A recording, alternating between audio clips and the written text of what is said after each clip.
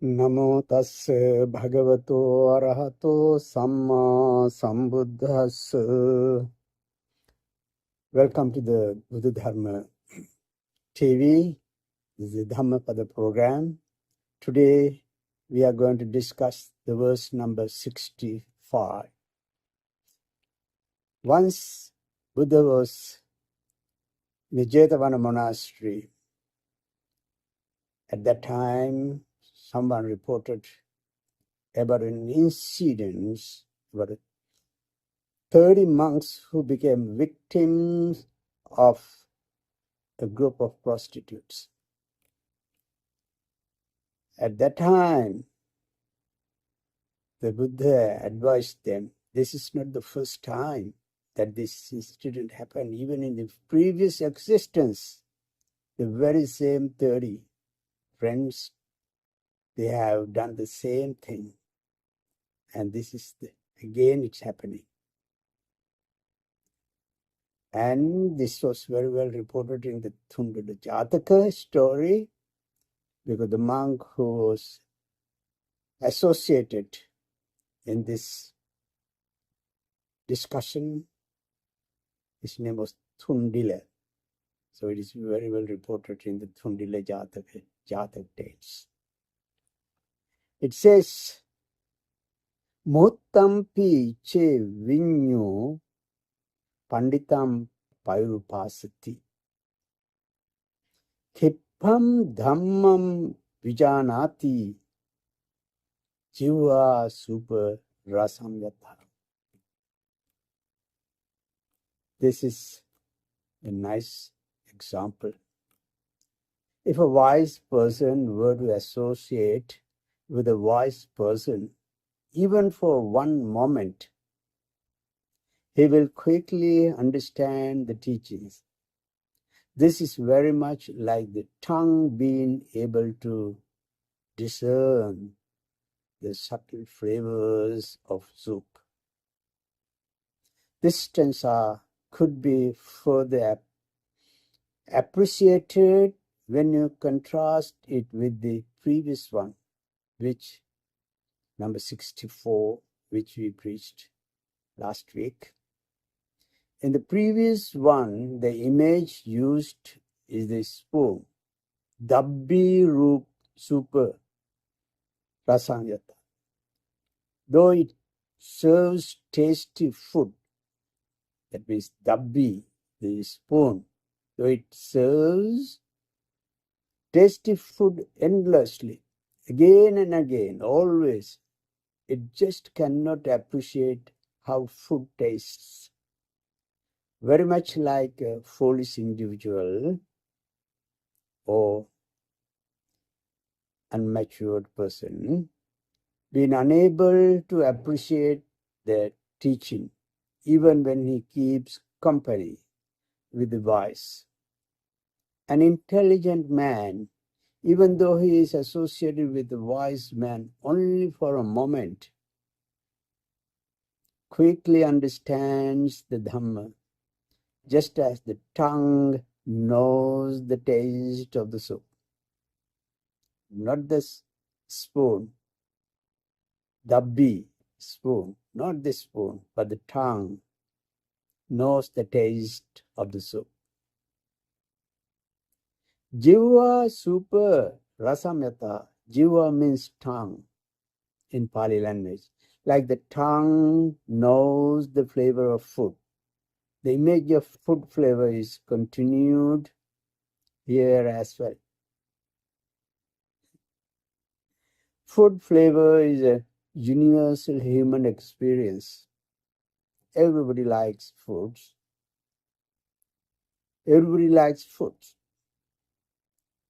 Therefore, an image that is associated with the taste of food can be appreciated universally. So this example here is a very nice one. In this stanza, the Buddha compares the wise person to the tongue. The tongue keeps the company of much food, but with mindfulness, or with electricity. It can discuss various flavors. In total contrast to the spoon that does not know how the food tastes.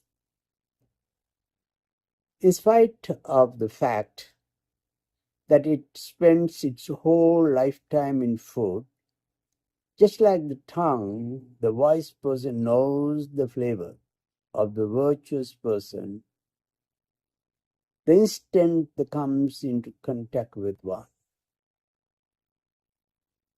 Here the word vinyu, one who possesses, vinyayu, cognition. Here vinyu or vinyan implies intelligence. The deep side of this verse is that vinyu, one who possesses, vinyana or the consciousness or cognition. Here vinyana implies intelligence. So cognition is one of the 5 aggregates, one of the 4 nutriments, the third link of the dependent origination, the 5th in a 6-fold division of elements, viewed as one of the 5 groups. It is inseparably linked with the 3 other mental groups of object, while the other 3 contribute more specific functions. Its ethical and karmic character and its greater or lesser degree of intensity and clarity are chiefly determined by the mental formations associated with it. Just as the other group of existence, consciousness is a flux and does not constitute an abiding mind substance, nor is it a transmigrating entity or soul. The 3 characteristics, impermanence, suffering, and not self, are frequently applied to it in the texts. The Buddha often stressed that apart from conditions, there is no arising of consciousness.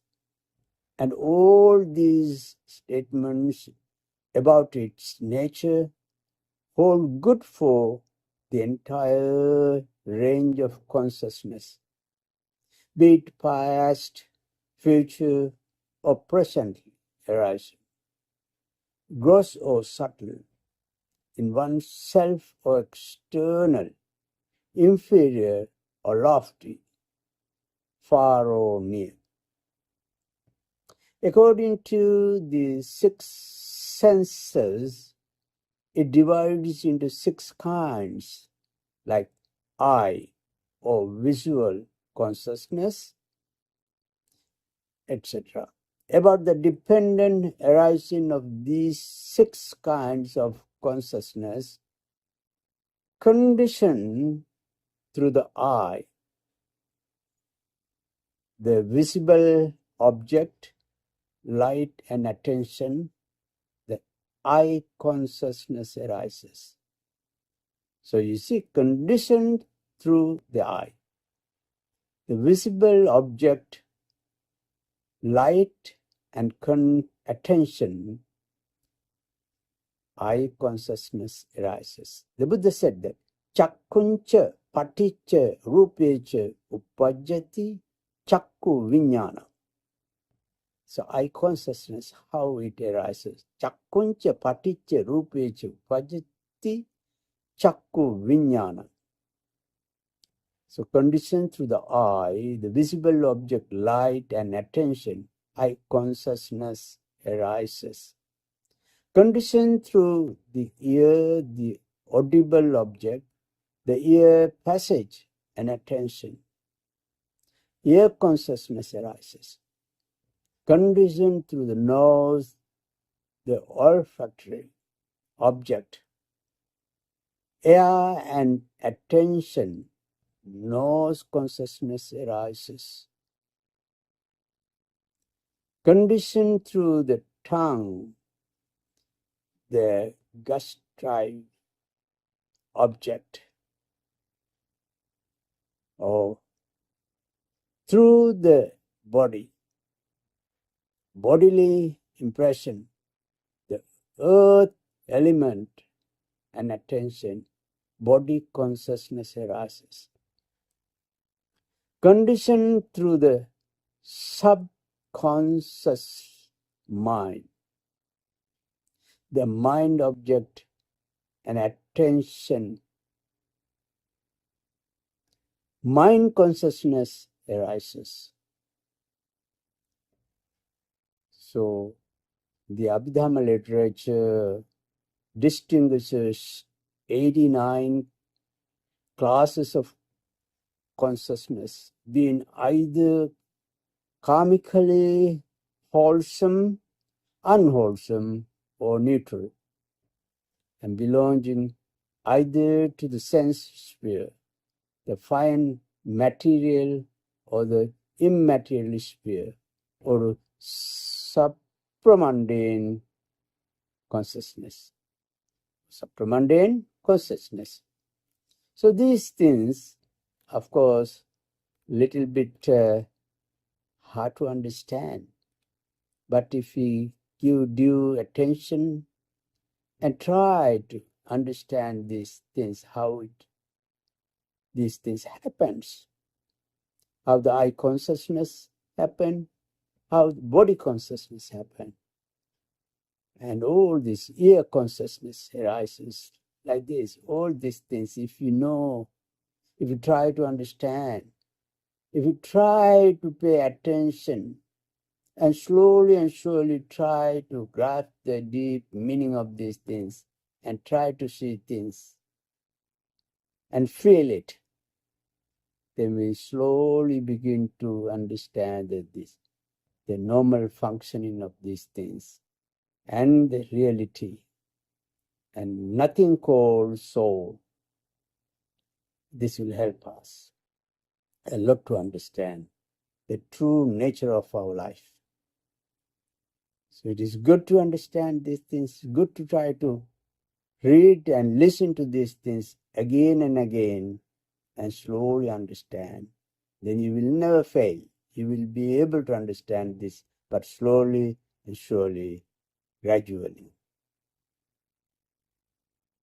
May you all be well and happy.